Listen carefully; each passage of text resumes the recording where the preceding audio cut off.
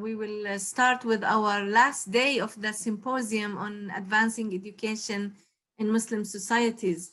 And of course, this is our last day, but it doesn't mean that it's our least. We have exciting, interesting presentations our way, and we will spend as much time as we need to, but we will need to finish by 1:30 Eastern time. I am Ilham Nasser. I've been chairing this symposium since the beginning. I am a senior researcher at the International Institute of Islamic Thought, and I'm also the director of the Human Development Program. This symposium is organized, hosted by the Lilly Family School of Philanthropy at Indiana University in collaboration with Dr. Shariq Siddiqui and his team that you just met a few minutes ago.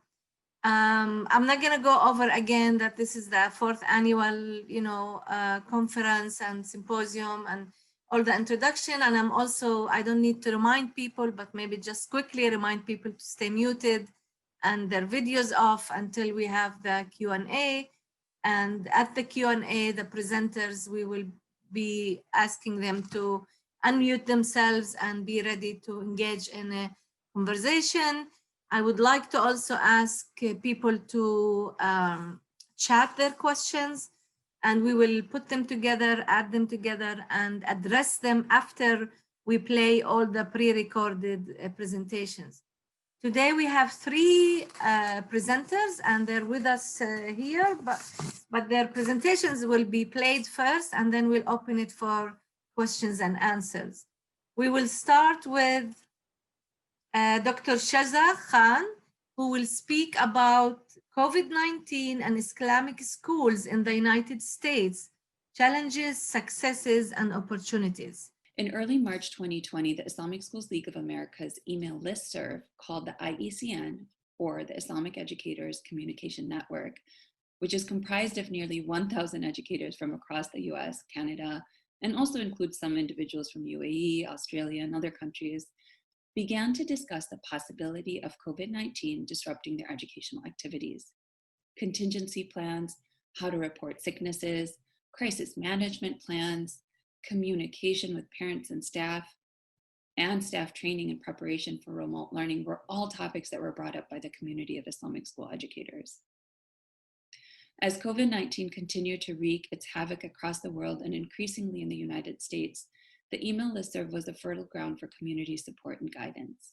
In addition, the Council for Islamic Schools of North America, CISNA, and ISLA both jumped in with webinars, resources, and increased opportunities for networking in order to help school leaders respond to the ever-changing landscape in which they were operating. In addition, both ISLA and CISNA, who both serve on the board of a national private school advocacy group called CAPE, the Council for American Private Education, attended bi-weekly meetings to learn how federal funding might be leveraged to support the schools as they navigate this multifaceted crisis. In this context, ISLA partnered with the Muslim Philanthropy Initiative at Indiana University's Lilly School of Philanthropy, CISNA, and the Center for Muslim Philanthropy to develop a survey instrument that would help us understand the immediate impact of COVID-19 on Islamic schools. The hope was that this data would allow us to both use it to advocate for private Islamic schools' needs for federal funding, as well as to better tell the story of Islamic schools during this crisis, which I hope to do in this presentation. The findings from the study are broken down into 4 sections: enrollment impact, emergency remote learning, crisis readiness, and economic impact. Before I get into that, just as an overview, these are the survey questions that we really looked at, and I'll try and share at least some of them, some of the highlights from the survey.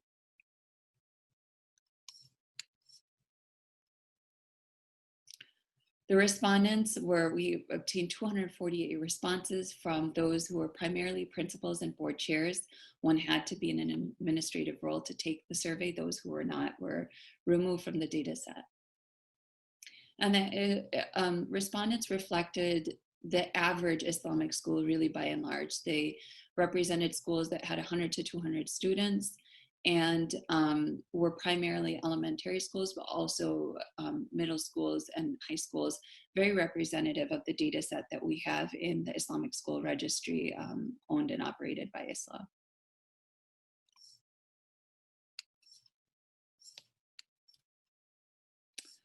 So the enrollment impact on Islamic schools was felt immediately, with school leaders indicating a decline in enrollment primarily in preschool and elementary. This trend mirrors unofficial reports from other private schools shared with ISLA at state and national CAPE meetings.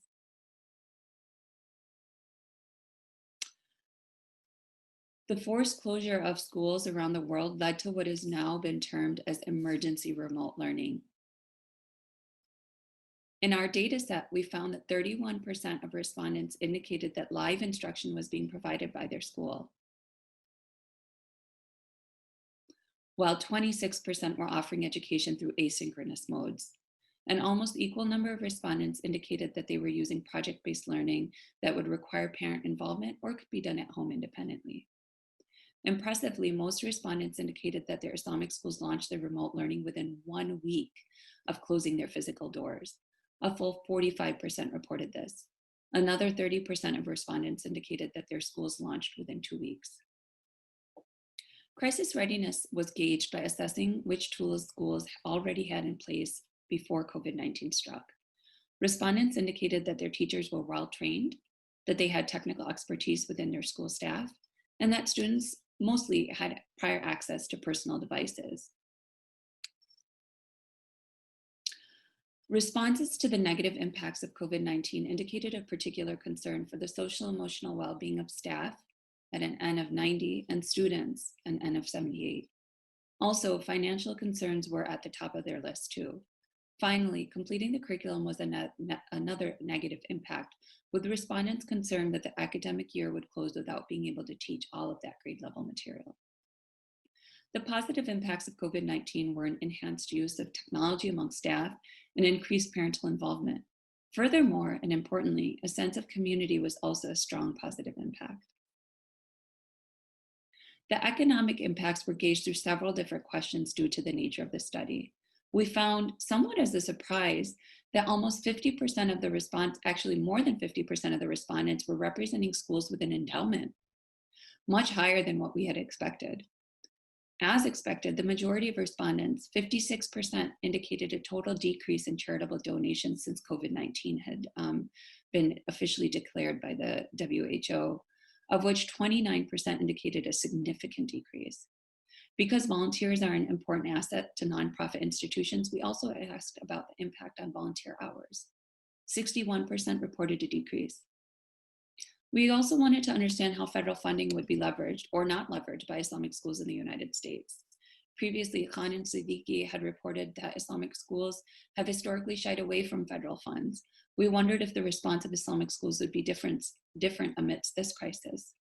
Most Islamic schools did have a positive view of the federal funding, believing that it would help them. Half of the respondents also indicated that they would try to apply for the funding or had already applied, with another 13% indicating that they were still undecided. Importantly, however, a full 34% of respondents suspected that the government would discriminate against Muslim nonprofits in allocating these funds. As Ramadan is a significant period of fundraising for nonprofits, the survey also examined nonprofit respondents' expectations of how their campaigns would run this Ramadan. About 45% optimistically anticipated an increase in their Ramadan donations, although an almost equal amount worried about a decrease in funds at 40%. Schools felt confident that they would be able to fund their staff payroll over the next 4 weeks. 64% felt that enrollment would decrease in the upcoming academic year. But despite all of this uncertainty, the faith of the respondents held strong. An overwhelming majority trusted Allah the most to emerge from this crisis, to help them emerge from this crisis.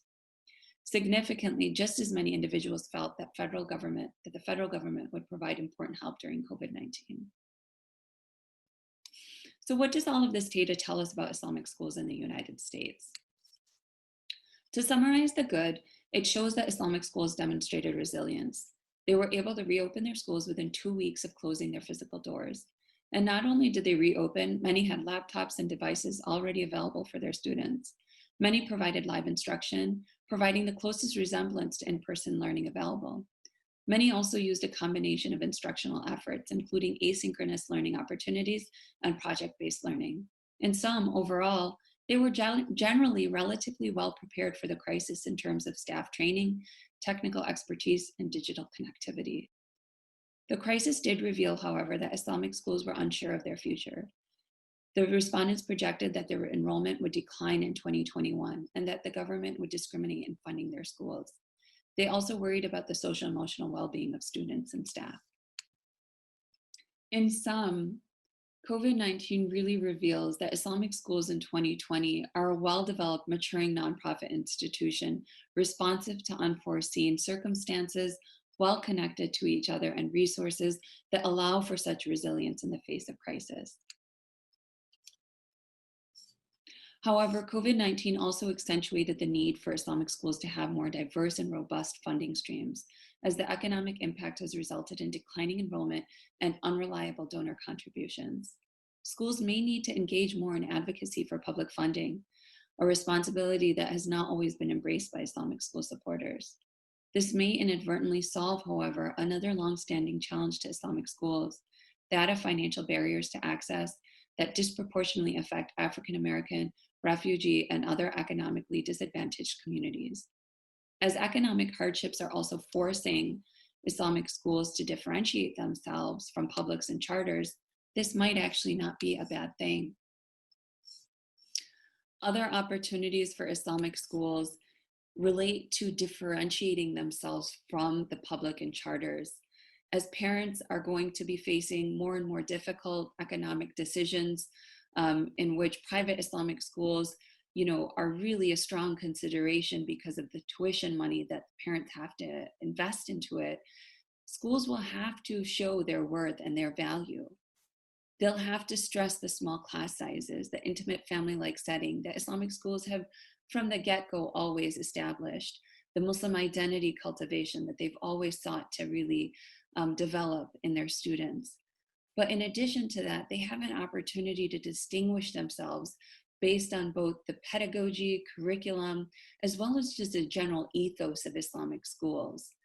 We suggest that Islamic schools need to reconsider Quran-based curriculum and to stop the bifurcation of the secular and Islamic sciences. That principles of Islamic pedagogy need to be taught, examined, reflected, and trained for their teachers as well and leadership. That standards and accreditation need to continue to be developed from an Islamic lens, and that we need to continue to engage in self-study and research in order to reclaim our narrative and to continue to engage upon continuous improvement. In sum, we need to really tap into the Islamic principles, values, and ethos that our religion embody. In conclusion, I would like to quote Rashid and Muhammad in an article on Clara Muhammad schools from 1992 that still remains valid. The role of public schools is clear: to perpetuate the worldview of the dominant American culture. And the role of Islamic schools must be equally clear: to produce self-reliant, competent, and above all, God-fearing Muslims who are not afraid to place al-Islam in the marketplace of ideas, competing for the soul of America. In conclusion, the message of Islam through the Prophet Muhammad sallallahu alaihi wasallam in the Quran was sent to all of humanity. The school system and broader societal context in the United States has been noted as historically unjust and inequitable. While the US is no longer in an era where segregation is legalized or the dehumanization of an entire race of people is widely acceptable, there are vast injustices that Muslims must continue to rise up against, from racism to environmental destruction. We feel that Islamic schools in the United States have an obligation to address these injustices through the teachings of Islam, and that the opportunity provided by COVID-19 presents a ripe opportunity where Islamic schools must in fact distinguish themselves through their curriculum, ethos, and pedagogy. At this particular time in the United States, in which the sitting president of the country unabashedly proclaims his suspicion for Muslim Americans, along with many other non-white groups, perhaps Islamic schools even play an important role and function in the United States. by allowing it to deliver on the principles for which she was founded, for justice and liberty for all. Jazakumullah khairan. Assalamu alaikum.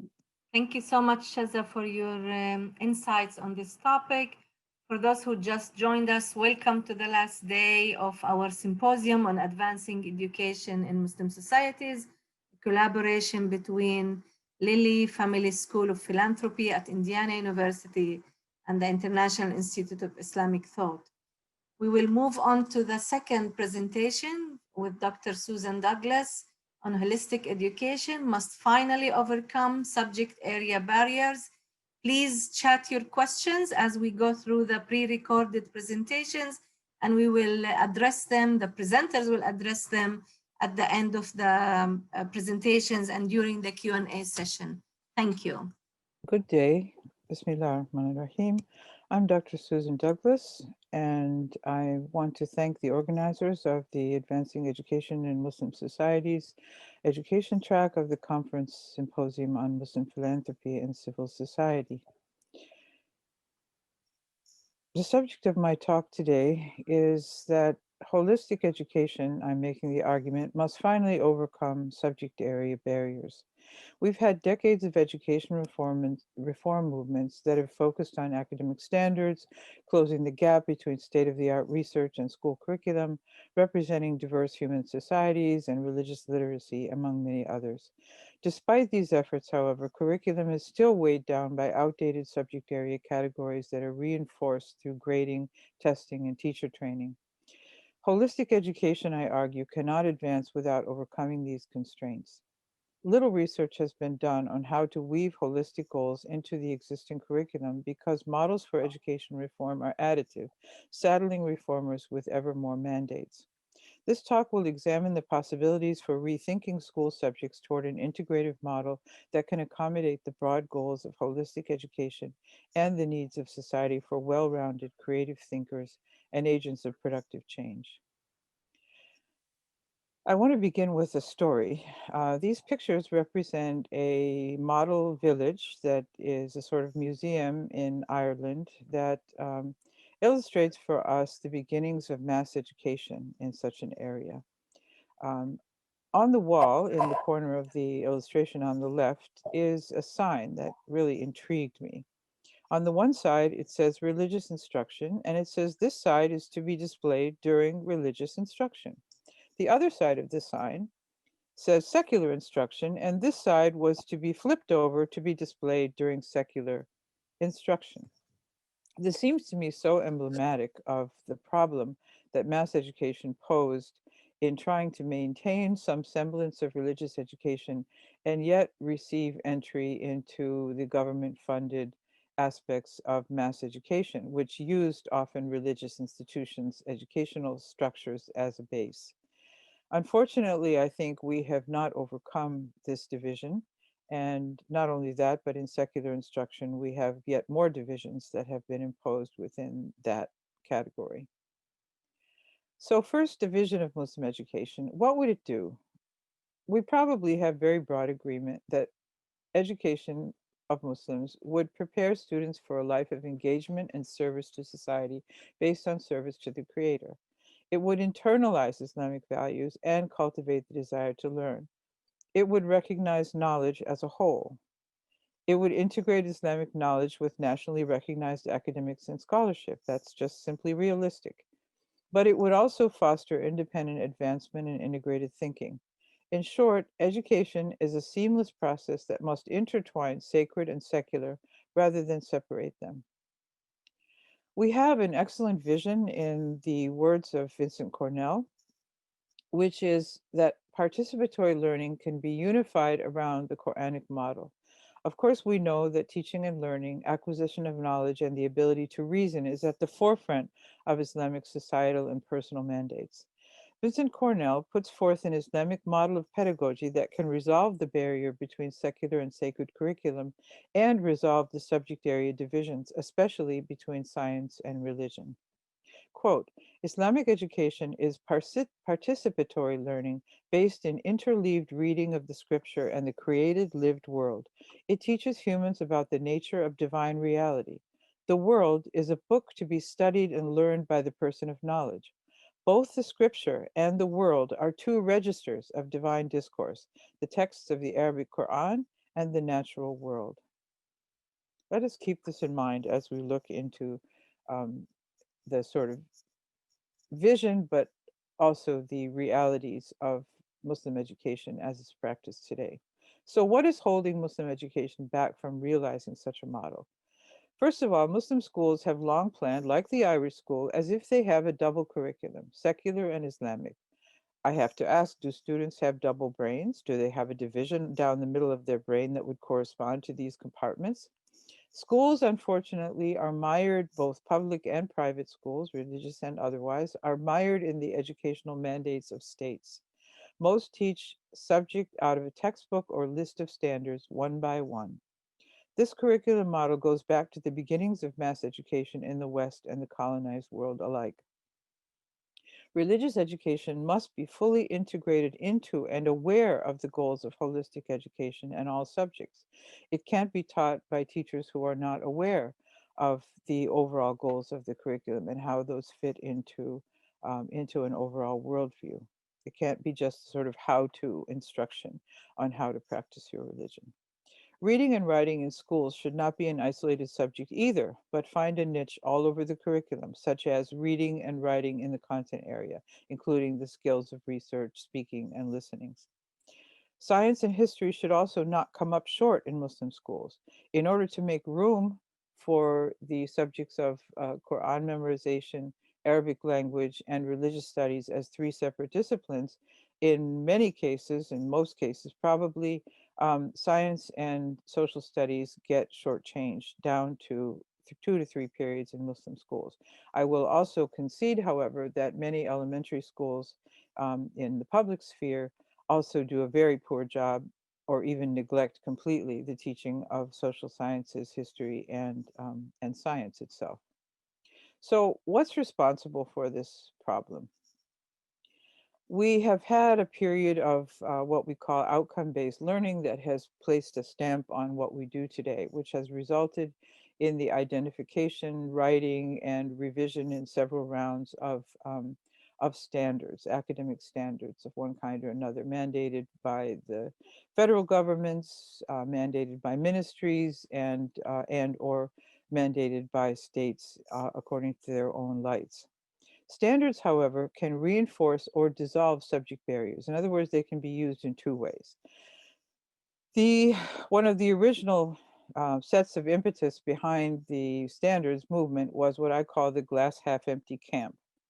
US students are culturally illiterate. Someone like E.D. Hirsch opined and set up a kind of a model for imposing a cultural literacy upon the population as a whole, according to a sort of canon.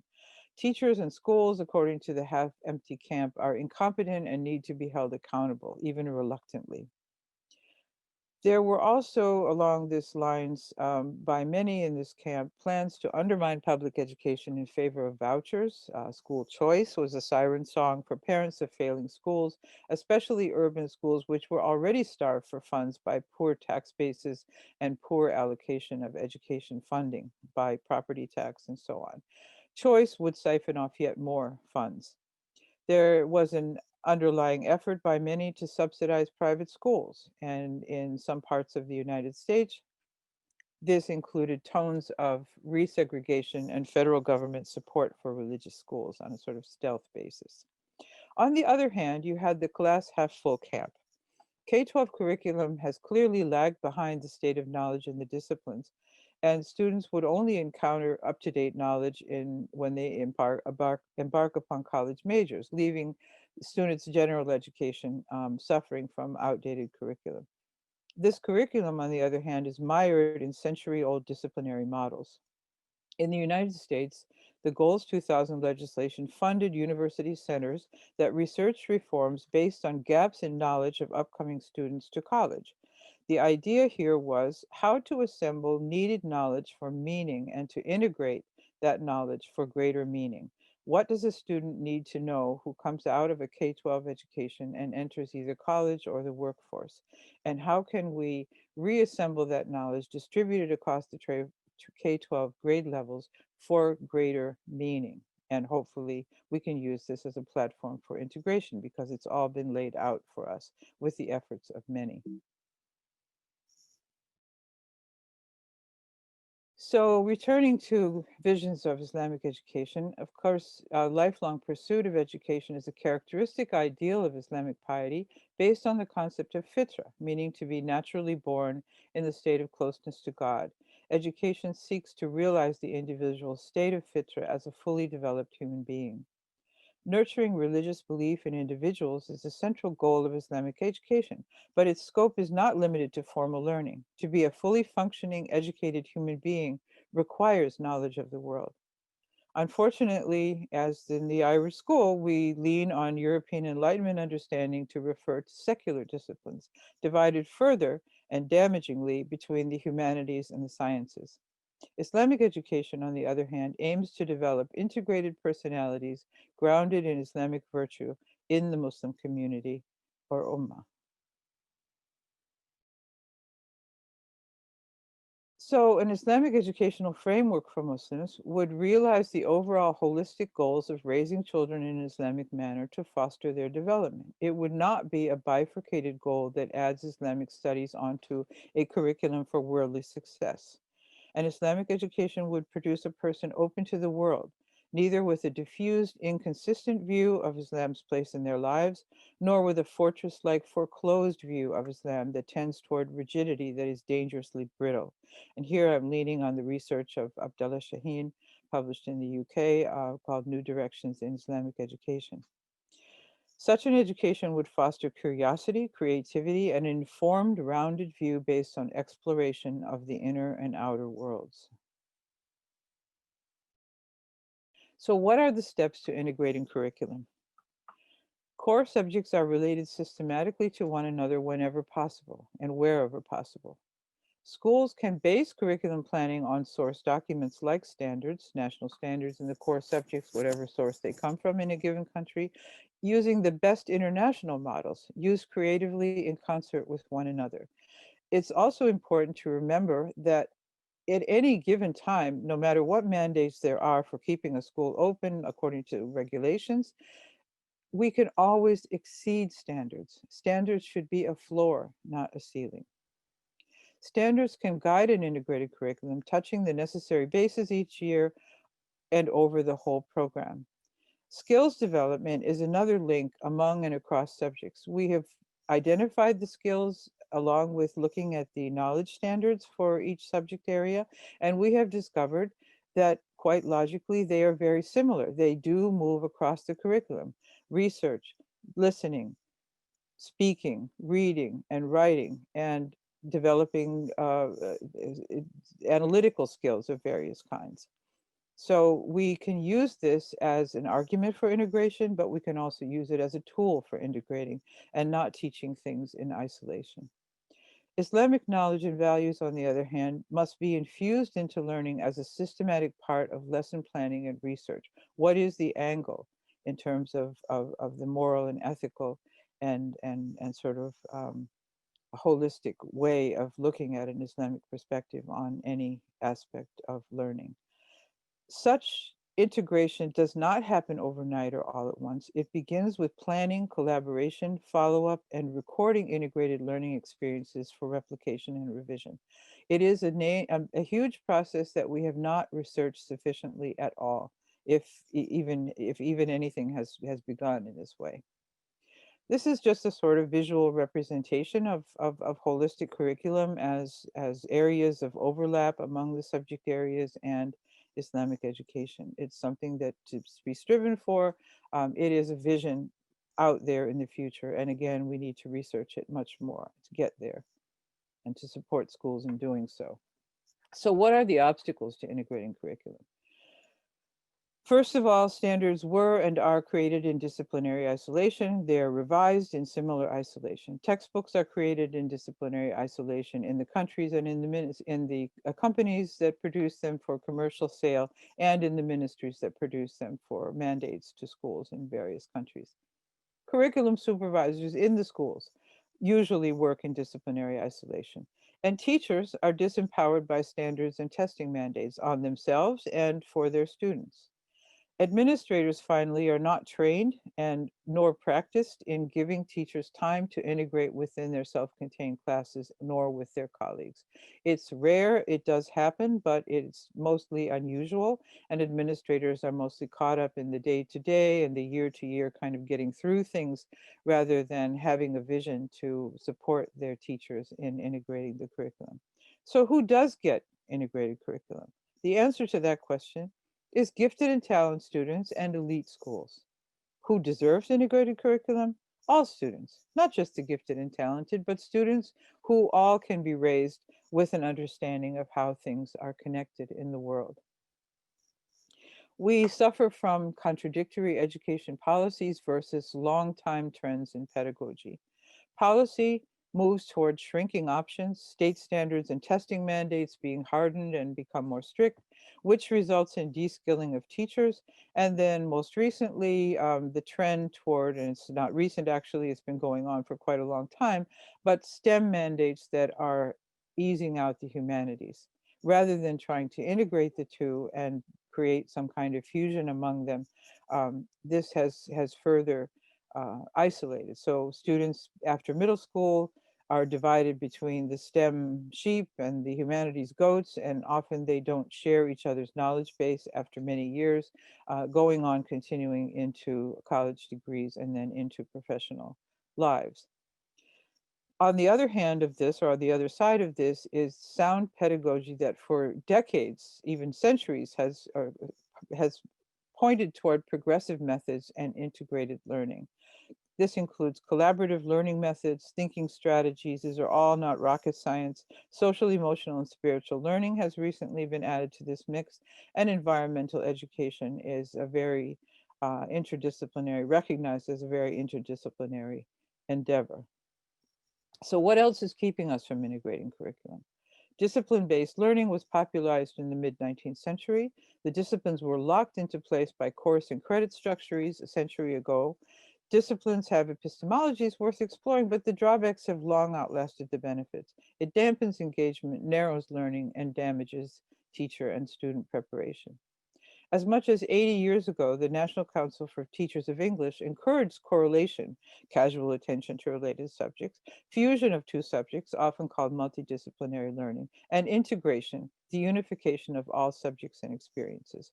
Two authors mentioned here, Kowalski and Newell Repko, several decades apart, asserted that interdisciplinary instruction fosters advances in cognitive ability and gains in the ability to recognize bias, think critically, tolerate ambiguity, acknowledge and appreciate ethical concerns. Now, these are all diagnoses of our current societal dilemmas. So why do 95% of high schools retain discipline-based structure and staffing decades after the cost has been shown to significantly outweigh the benefit? As Tevye, the character in Fiddler on the Roof, sang, tradition. State graduation requirements, college entrance requirements, discipline-based certification, and university education have all contributed to this blockage. For decades, school boards adopted discipline-based textbooks and publishers delivered. In the 90s, state standards were set by discipline-based groups. In high schools, master schedules take on a life of their own, and employment contracts lock in department structures. So disciplines are a monster of our own creation, but how to break out of the box? This conference is all about looking for new directions for research, and I suggest that integrated curriculum offers a way to holistic education, perhaps the only way. We need to research how to practically implement its interdisciplinary thinking and full exposure to both the humanities and the STEM fields, arts and social emotional learning. It's a question of fragmentation versus integration, and deploying additive models, which will get us nowhere but confused, versus integrative models that are much more efficient and unify the goals that we're trying to reach. Integrated curriculum really is the only way to meet goals of holistic thinking and problem solving across disciplines. Why? Because no current global problem can be solved by one discipline or one strategy alone. For example, the pandemic solution needs medicine, engineering, politics, finance, social science, public health, infrastructure, and art. If we can't think holistically, it's impossible to solve them. Climate change is equally interdisciplinary in the same fields as named above. Poverty alleviation is also a complex problem across disciplines without any other solution than integrated creative thinking. So in conclusion, what do we want from our children's education? To help children become individuals of faith, morals, and character, and emotionally balanced. To become able members of family and community, socially aware and empathetic. To be willing to serve faithfully and able to lead creatively. To be readers, thinkers, and lifetime learners, not simply to get through, get a certificate, and go out and earn a living. We want them to find fulfillment in this life ultimately and success in the hereafter. Thank you very much, and I look forward to our discussion. Assalamu alaikum wa alaikum salam. Thank you, Dr. Douglas. We've already started a little bit of the questions in the chat, but bear with us as we complete the last, but not least, pre-recorded presentation by Dr. Hussein Rashid on Beyond Philos, teaching Muslim giving outside the charity framework. Beyond Philos, teaching Muslim giving outside the charity framework. Conceptions of Muslim religious giving in English are often framed in terms of Christian notions of giving. For example, zakat may be translated as almsgiving. Even the terms of philanthropy and charity are linked to Christian notions of human-human or human-divine relationships. This paper attempts to reframe notions of Muslim giving to use different conceptual frameworks in English so that they more closely reflect the historical understandings of Muslim giving. While there is an emphasis on zakat, giving through other established forms of wealth distribution, like sadaqah, khums, and waqf, will also be discussed. The paper ends with a focus on teaching these approaches in classroom settings. Part of the issue of how Muslim giving is constructed is related to the broader ways in which the study of Islam is constructed in the U.S. academy. There is a strong set of critiques around the development of study of religion and the broad category of world religions. The study of Islam is not immune to these critiques. It is often constructed in ways that parallel studies of Christianities, particularly Protestant Christianities. The languages of description often use Christian-centric notions to map out phenomenologically similar thoughts and actions in Muslim contexts. Sunni Islam is portrayed as a true Islam against which other understandings of Islam are considered deviant, paralleling discussions of Protestant Christianity and other forms of Christianity. Therefore, it is no surprise that when it comes to notions of Muslim giving for religious reasons, the Christian-centric language is used. However, the persistent issue is that using such language disguises Muslim motivations and expectations of their giving. In order to fully teach about Muslim lives, we must develop language that is more encompassing of Muslim theological views of themselves, including of their giving. At first blush, the words charity and philanthropy seem innocuous. They indicate types of giving at individual and institutional levels, respectively. Amy Singer, in her work on Muslim giving, suggests that charity also has a more religious connotation and philanthropy a more secularist connotation. Here we are presented with the first of our complications in vocabulary. Philanthropy, the idea of institutional giving, is a secularist proposition. As a secularist proposition, makes sense if philanthropy is established as part of a European Enlightenment model of constructing the state. Yet the European Enlightenment was in response to Christian systems of governance and a Christian context that post-Enlightenment national and civic structures mimicked. The idea of an Enlightenment secularism is twin to notions of Christianity and cannot easily be separated. The very structures of philanthropy that emerge from this moment have to do with patrons establishing institutions. Work that was previously mediated through the church was now being mediated through foundations. And the point of difference for Muslims is that there is no comparable division between giving for religious reasons and giving for nation-state reasons. There is, arguably, a parallel between the immediate giving and durable giving in Muslim societies and charity and philanthropy in Christian societies. However, the motivations and understandings are significantly different. Singer argues that charity emerges from the Latin caritas, which is used to translate the word agape or love of God, considered a cardinal virtue. However, caritas also means God love for humanity, so that charity is understood to mean human-to-human care as a way to demonstrate love to God. Present in this system is a particular power dynamic, where those who have means give to those who do not have means. It is about human relationships unmediated by God, even though the act of charity may be for the sake of God. Raymond Williams argues that eventually this conception of charity morphs into giving to deserving poor, quote, not neighborly love, but reward for approved social conduct, end quote. Even without the intervention of secularist discourses, charity in these contexts can operate without consideration of the divine. I would argue that in theory, such a split could not happen in contexts of Muslim giving. Here, I would suggest thinking beyond zakat, perhaps one of the most common phrases connected to Muslim giving. Often this term zakat is translated as almsgiving. Such a definition limits how the term is traditionally understood. Alms, like charity, often embeds senses of power dynamics in it. It is linked to notions of pity, Greek elios, Latin eleemosina. Even when describing which should be the beneficiary of giving, or who should be the beneficiary of giving, the Quran does not focus on power and pity. Instead, it seems to focus on notions of peer support, what might be understood as a type of mutual aid, on social good, and responsibility for others. For example, in Quran 2:177, it says, "Piety is not to turn your faces to the east or the west.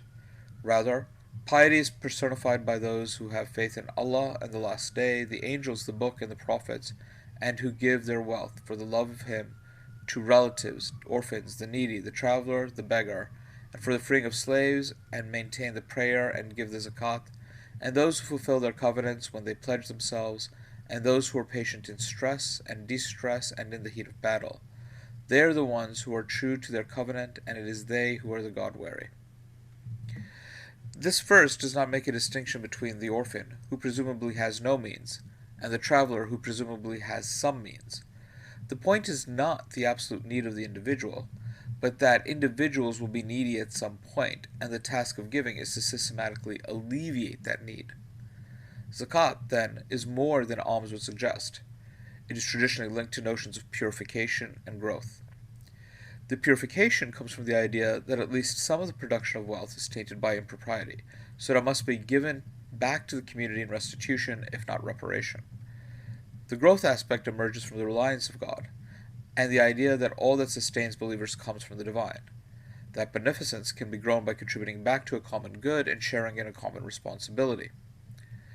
This verse also offers important intervention, in that giving is described before zakat is mentioned. The act of zakat is a specific act of giving, with explicit Quranic remit. Because of the emergence of the study of Islam from ideas of comparative theology, which have biased the study of religion as a whole, there is a fascination in focusing on the so-called 5 pillars of Sunni Islam as normative and totalizing Muslim experiences. Zakat is one of those pillars, and thus becomes reified, limiting the imagination of students of Muslim communities. So as we begin to think about redescribing giving, perhaps more useful than zakat, when talking of Muslim giving, is to consider sadaqah. Amy Singer, again, provides us with a useful definition, connecting broad Semitic philological understandings of the roots of the notions of right, justice, gift, and grant. There is inherent in this term of sadaqah a notion of unconditional giving, a grant that is the right of the community and contributes to an increased sense of justice. The root in Arabic is also connected to notions of friendship, camaraderie, and truthfulness. There is embedded thus in the idea of sadaqah a sense of communal responsibility, which collapses the charity-philanthropy divide discussed earlier. God is always centered in questions of wealth from its generation to its distribution. Therefore, there should not be a power relationship in giving or consideration of the deserving poor. Rather, there are structural systems that need redressing. Interpersonal acts recognize these structural inequalities without necessarily being able to change these systems. However, without the power dynamic involved, these acts are recognized as part of a system of a common good and common responsibility. Larger acts of giving, such as the Waqf, attempt a more systematic change in the environment.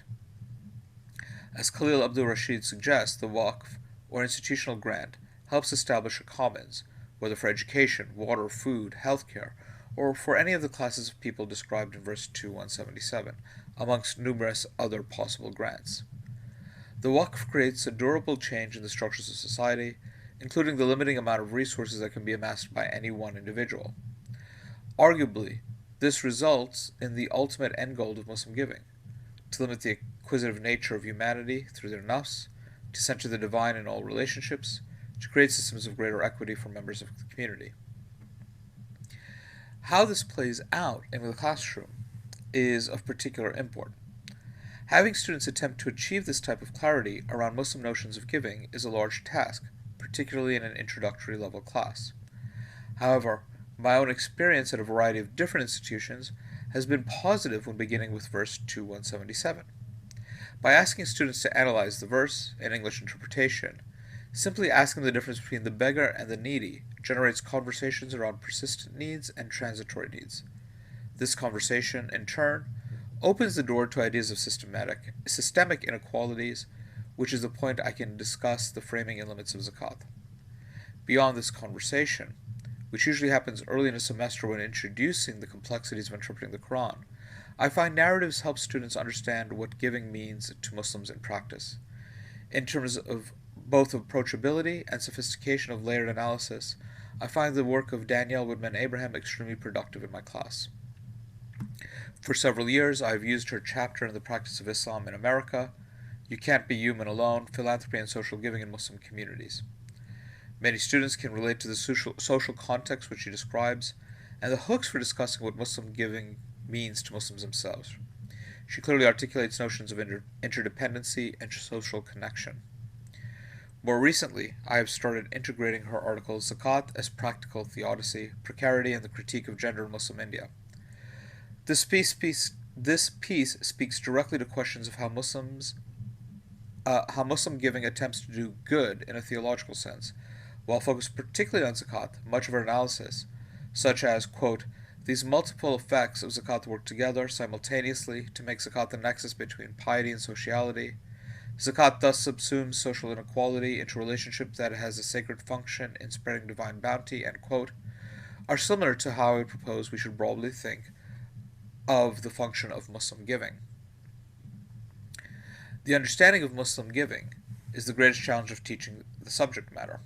In order to get an emic understanding of the material, I must contend with the biases of the field of the study of religion. In addition, there is not a sophisticated enough language in English to capture the semantic range of words like zakat and sadaqah. Simple one-word equivalents are connotatively and historically fraught. The best option I have is to allow students to surface the problems on their own, both through guided analysis of Quranic text and through narrative, and allow them to generate solutions that work for them at the moment. Thank you.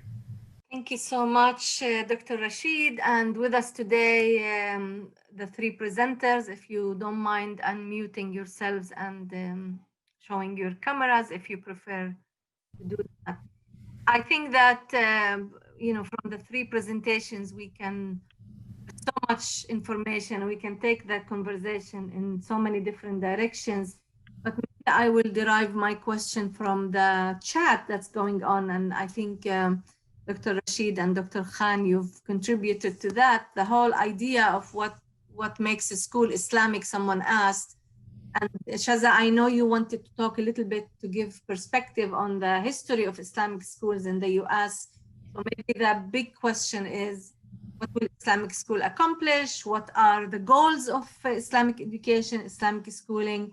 And maybe each one of you could address that from his or her perspective. Sure. Thank you so much, Dr. Ilham. This is such an exciting panel to be on. I'm really honored. Jazakumullah khairan. I see a thread in what we've spoken about, although mine was really based on the COVID-19 data. The piece that I thought was really important that I had to kind of circumvent to get into that data was the history of Islamic schools in the United States. And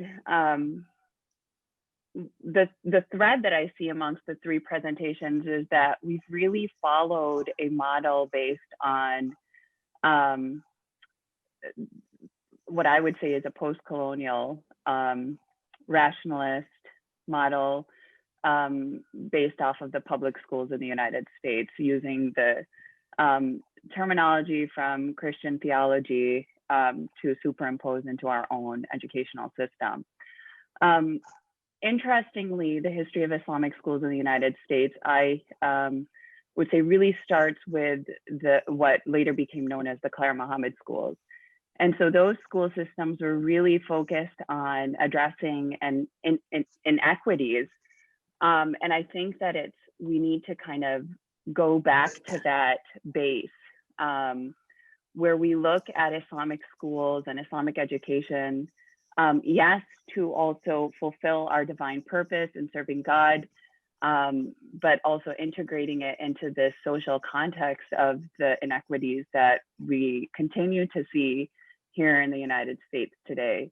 Another kind of separate movement in terms of the history of Islamic schools in the United States occurred with the immigrant population, primarily Muslims, primarily immigrant Muslims coming in the 60s. Again, this is actually linked back to the civil rights movement that our parents, my parents were even allowed to able to come here.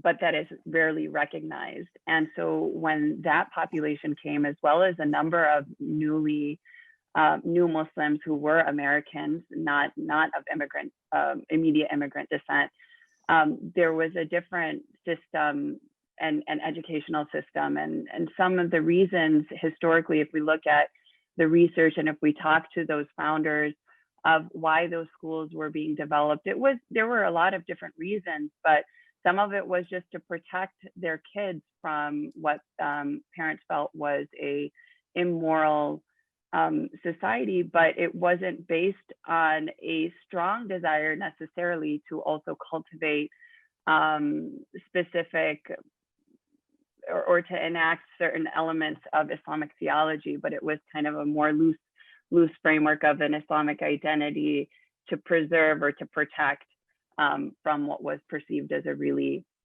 immoral American society, as much as there was a lot of replication of the public school systems too, that they were trying to protect their kids from. So it was this interesting change. So in my presentation, I really wanted to start with that. I ended up having to cut it for sake of time, but that conclusion really relates back to that we have an opportunity to rethink our Islamic schools amidst this COVID-19 crisis, which is going to continue. Enrollment, we've just put out, we're going to be sharing another report on continued impact of COVID-19 on enrollment. And it's significant. And it's predicted to continue to affect Islamic schools. So if there's no other reason than just this really pragmatic reason that we need to define ourselves and differentiate ourselves, and I argue to return to our what I think should be our prime purpose in establishing Islamic schools, to really fulfill and serve Allah and worship Him. And it really ties in a lot to, I feel, Dr. Douglas's presentation, but also pieces of Dr. Rashid's presentation as well, where we need to step away from just using this framework that we have and allow ourselves to use the opportunities that we have as these private institutions to be more creative, inshallah. Okay, and Susan, do you want to say something about that? I have a more specific question for you, but maybe you want to comment on the purpose, the goals. I think I probably belabored the point of goals in the presentation, and I hope this will be made available. I can also make the PowerPoint available to anybody who likes. But I just want to say maybe two things, to be really honest, two things. First of all, most of the Muslim schools in the United States use as the basis of their curriculum, to the degree that they develop it independently at all, on local state standards. and public school curriculum, sometimes the very well, without doing research on whether that is the best one in the nation, whether it is politicized, or even to take a look at what has almost fallen down the American education memory hole, the national standards, which were put together by groups of, by hundreds and hundreds of teachers working together with scholars in each of these disciplinary areas. It's almost been forgotten. Only because of the political backlash that happened against it. It is still there, and I've done studies of the standards across the nation to try to do this. The other thing I want to say is that most schools don't have the luxury of even working on developing a curriculum that is unique. They don't have the funds, they don't have the expertise, so they get a building, hire teachers, principals, and they go on. And even then they do as well as they do. That's great to know. The third thing I want to say is, sounds perhaps, let me just put it this way. No wealthy private school in the United States would be caught dead advertising that it follows local public school curriculum. They all differentiate themselves. They have, there's sometimes very traditional ones that may, hark back to a sort of Western civ and very traditional education. And there's a whole raft of progressive education private schools that have been innovating for centuries and have differentiated, or not for centuries, but since the beginning of the 20th century, have been founded in this kind of innovation and holistic education as well. So that's what I want to just say. I don't know if there's still a question after all that, but yeah, and maybe to elaborate a little bit more, your call for integration between the public school system that follows the state standards, the national standards, and Islamic schools with their own unique set of guidelines, if we don't want to call them standards. But then within the secular school system, the public school system, there is also a call for integration across content. And so, like, what would be the gray areas for you as an expert in curriculum? Where are those gray areas where integration may not be the best thing to do? Well, I think that Challenge, I guess. I think what we need to start with as a basis is just to think about the concept of holistic education, the concept of the holistic nature of the universe and knowing about it. What we're trying to do is teach students about the world, whatever is in it, science, from a scientific perspective, from an Islamic perspective, from a humanities perspective, even without dividing those. So the goal is to integrate across the subject areas, because that was what will engender a thinking person who can help us to solve the unbelievable problems that human beings have created for themselves in the course of modernization. And if you want to go back to the rest of history, fine, but let's just talk about from modernization. So it isn't a question of taking two things and mashing them together. It isn't a question of ignoring public schools, because what the essence of the standards movement was, let's not tell what we teach, let's say what we want students to learn. That was very beneficial. And it involved scholars in the field hoping to get students come up into post-secondary education well informed about the disciplines, and not having a curriculum that's 50 years behind the times or however long. But rather than to use K-12 educators to enlist them directly in those efforts with scholars and teachers to break it down as to how can we do this across the curriculum. What this has given us is a menu of standards as to say, what does a student need to learn in K-12? And then you will see if you take the time, and that's where we need the research and the efforts that would come from a sort of from the philanthropy supporting this kind of thing, to have educators in Muslim schools sit down and look at where those crossovers are. How can we integrate? I could give you hundreds of examples from what we've actually experienced trying to do this, but it's just simply logical, but it takes time. It takes time, it takes expertise, it takes administrators who understand not for a grid of lesson plans to be submitted to them, but a yearly plan, having time to talk to their colleagues. There's no other way around it. There are no shortcuts. Okay, and I see someone just asked, so I think you all pointed out to the shortage of funding, and the whole idea of giving and zakah is very important, but schools do suffer from shortage. Islamic schools do suffer. There's a question about how do we start small when we cannot have all the resources, and I would add even the qualified teachers and staff and curriculum. Where can we start small is a question that someone just Well, first of all, I will say that I know Muslim educators are doing this to some extent. They're doing it on a small scale. One thing they're not doing is, or there are very few of them doing it, is to actually write down what they've done when it's been successful, to do a science and social studies or integrate arts or Islamic studies plus, history or plus whatever it is that they're doing, this real integration. Not add a hadith or a Quran verse here, there and stir, but to really truly look at integrating the knowledge. Some teachers have done this. We aren't recording nor storing this stuff online, these successful lessons. So what I recommend to schools when I do workshops at professional development about this is to say, start with the nodes. You can't do it all at once. It's going to develop over years. And I try to speak to administrators to say, give teachers time to collaborate and share knowledge with one another. Look at the curriculum as a whole every year, and then do unit planning and see where you can draw those connections. And then record what you have done and share it. And as for the research side, the philanthropies that might support this kind of proposal to provide schools with a framework that can point the way toward doing this, to ground it in pilot projects, which we already have going on. And so what they really need is just like, where do we start? What do we do? How can we incorporate these things? So I think it's pretty simple, and I think we can do it, but we shouldn't wait anymore.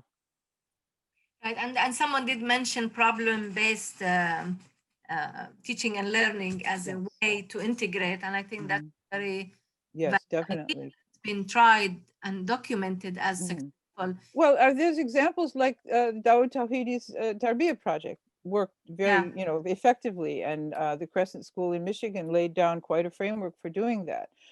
Others of us, are trying, and I have some outlines and some different, experiences that we've been pursuing. But I think it is time for philanthropies to, to step forward and fund a project of that nature. She won't mention it, but she's also part of Legacy International Online High School, which is already has some integrated curriculum out there where the social studies, Islamic, Quranic worldview, English, science, all integrated in one subject.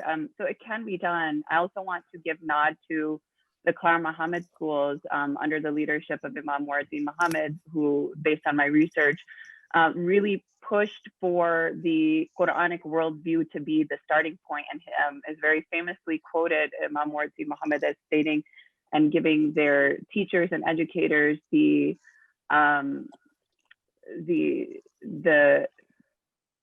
charge to go and develop your curriculum based on the Quran and the dictionary alone. And so that doesn't mean that you throw everything out, but I think that the way that it has now evolved is that you use those Quranic values. Also, Dr. Frida Shama's work, really outlining and working with scholars from all around the world, on being able to take out certain values, being able to distill from the Quran a set of values and ethics and principles that can be integrated into all different subjects. And so, and Dr. Douglas spoke about that in her presentation, but it has been done, and it's not, it's hard, but it's not impossible. And those small starts are definitely valuable. And there are teachers out there doing it. And I also just want to say briefly that I advocate the same kind of cross-curricular integration with my colleagues who are not in Muslim schools. It's simply, how else can we solve the monumental problems that we have, that endanger the species, the planet, you name it. Yeah. Dr. Rashid, you talked about your classroom. I just want to clarify, are you teaching in higher ed or are you teaching high school that you talked about your classrooms? And if so, how do you teach your students about giving outside, the charity? So I am teaching in higher ed. To help us understand your theme. Yeah, no, thank you for the question and the clarification. I am teaching in higher ed. I am teaching predominantly, in the context I was speaking for this presentation, I am speaking mostly for my introductory Islam courses. so the Islam 101, if you will. But also, I find it plays out in my Muslims in the United States courses. And I really do try to have students get into discussions very directly about the text in translation, recognizing it is an act of interpretation. So I mentioned, for example, looking at 2177, saying what is the difference between the beggar and the needy, Yeah. and really having them try to parse out what that could mean. What is the conceptual difference that they think the Quran is trying to drive at here? And I think having them, just asking them a targeted question like that, and having the students try to build meaning around it, I think allows the breaking of them, allows them to break these understandings that are sort of imposed onto the tradition, and rather saying, oh no, this is what we're told it means, but this is what also it could mean. So how do I understand how Muslims are experiencing this in their own lives? And then that, when I revisit then those topics later in the semester, and I take and I don't know the proper pedagogical term, but a sort of a spiraling approach that I'll lay these points at one point early in the semester and come back to it later in the semester. When I come back to it, they're primed to have these deeper conversations. And so, if in the Quran we talk about what is the difference between the needy and the beggar, at that point I'm talking about what is the act of interpretation and translation. But then when I come back to, let's say, Dr. Woodman Abraham's article on zakat as theodicy, they're now primed to understand zakat as something other than simply charity. But really, they're much better positioned to start understanding giving as a way to transform society, not as a way to exert power. There's a question here regarding Islamic schools and the resources that are available and the need to keep reinventing themselves. Do you, three of you, see opportunities for collaboration across school systems or units or styles, different types of schools that you think is a place for Islamic schools to benefit from those collaborations? And one of the other questions that one mentioned, do teachers in Islamic schools have to be Muslims, and is there room for exchanges of teachers from different Catholic schools? Someone mentioned Catholic education. We had two other presentations on Islamic schools, and we discussed briefly some of the challenges. So in light of the challenges and the difficulty, like you all said, of keeping the Islamic schools not just going, but also keep the quality and all of that, the teaching quality, the qualifications. Where do you see opportunities for collaboration across, if at all? I'd like to just mention, in terms of collaboration across religious private schools in the U.S., the Center for Spiritual and Ethical Education, CSEE, has been working for years, not only on that kind of integration, but especially they have a lot of expertise in service learning and in the use of honor systems in the schools. I know that our wonderful colleague, Afifa Saeed, is part of that organization, has been for years. And she's, of course, a pioneer in this kind of integration as well, and a close colleague, as well as Frida. She and I have been, knocking heads together for years on how to get this done. Mm-hmm. Mm-hmm. Yeah, the Islamic Schools League of America also has a platform where Islamic school educators in the United States, primarily in the United States, can get together. I started off the presentation with that, known as the IECN, the Islamic Educators Communication Network. And it's an email listserv where folks can share ideas and generate some thought, but it's been difficult for us to move from the kind of conversations. It's been really generative. It's been operating for 20 years now. Karen Keyworth, the founder of ISLA, really started off this organization with that because of the recognition that we keep reinventing the wheel. I've seen that come up in the chat too.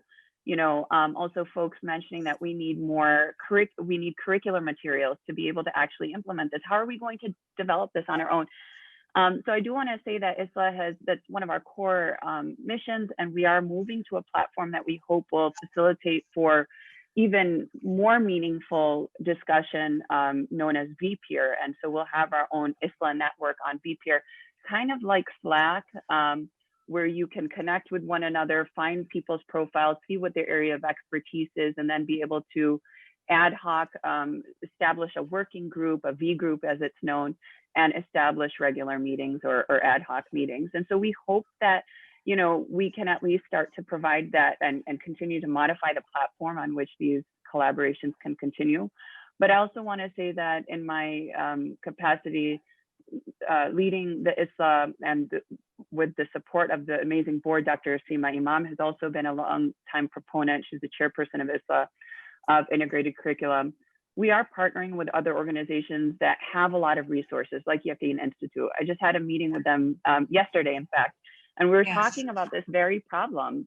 How, and I was really, you know, we were talking about the bifurcation of Islamic education and secular sciences, just, and they said, well, yes, we know that that's a problem, but this is how it's taught. And so it seems to be that those who are creating the curriculum feel like we need to continue to create it in this manner because that's the way the schools are, you know, scheduling their classes. And then the schools that really want to integrate it are saying, well, that's the only material out there. So I feel like a more inclusive discussion can now happen. Mashallah, another silver lining of COVID, where we're really realizing that we can't keep doing this alone. There's no point. There's other platforms too that we've introduced, other providers, educational providers, where there's been a proposal to create these kinds of courses on online classrooms like Canvas and Google Classroom, and to be able to create the course there and then provide it to Islamic schools. So at this point now, you know, ISLA is in conversation and working with these organizations, and we look forward to connecting with anybody who has the expertise and the ability to do it, in addition to the other work being done, like what I know Dr. Susan is doing with Legacy. Thank you, Shaza. I just want to remind people that we're putting the link to the evaluation survey in the chat. Thank you, Lena, for that. Please just take a minute or two to take the link, to take the survey. There are 4 or 5 short questions before we conclude. I would like to give Dr. Rashid to give you know, your final thoughts on the discussion, and if someone has other questions or other points to add, you know, this is the time to do that.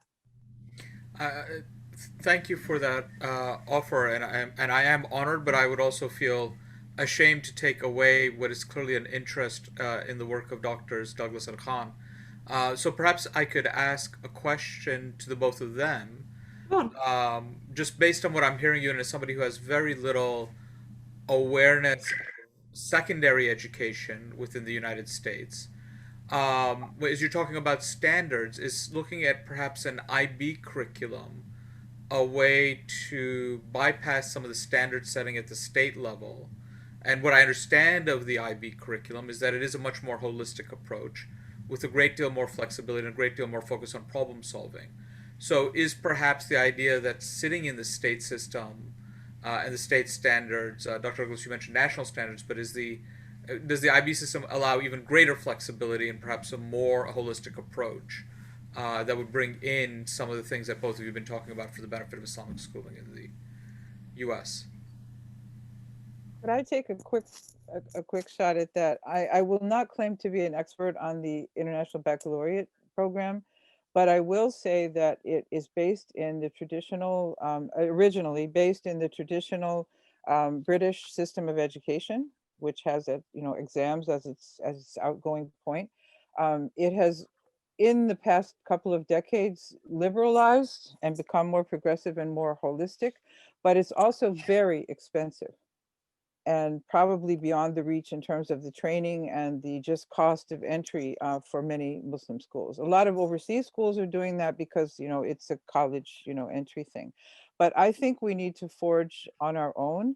And one thing I just wanted to say quickly, Shaza, I hope that there can be a database developed in ISLA on the website and or whatever other platforms where we start to collect and curate integrated curriculum projects, whether courses or individual lessons, which will begin to point the way, be a repository for, and every time I go to a Muslim school and talk about these things, I say, write down what you're doing, record it. I know you're all busy, you know, stick it in a binder, you know, get it ready to publish.